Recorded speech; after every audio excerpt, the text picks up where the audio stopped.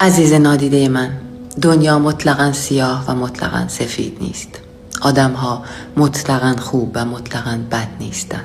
در هر کدام از ما آنقدر بدی هست که کاملاً خوب نباشیم و همچنین در هر کدام از ما آنقدر خوبی هست که مطلقاً بد نباشیم. در جهان آنقدر امید هست که ناامید نباشیم و آنقدر ناکامی که تمام طول زیستنمان به شادی و عیش و نوش نگذرد. عزیز نادیده من، بعد از این هر غروب که دلت گرفت و اندوه جهان روی سرت آوار شد، به طلوع هم فکر کن. خزان را که دیدی به بهار هم فکر کن و از آدم‌ها که به تو رنجی و اندوهی رسید، به بد بودنشان که فکر کردی، به این هم فکر کن که همان آدم‌ها جایی و برای کسی آدم خوب داستانند.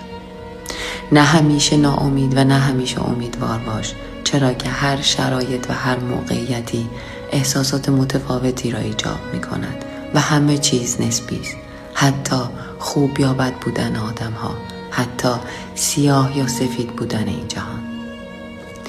روی هیچ چیز و هیچ کس نمی توان مطلقاً حساب کرد، اما تو زندگی کن و فراموش نکن که تو باید بتوانی میان این همه انسان روی خودت حساب کنی.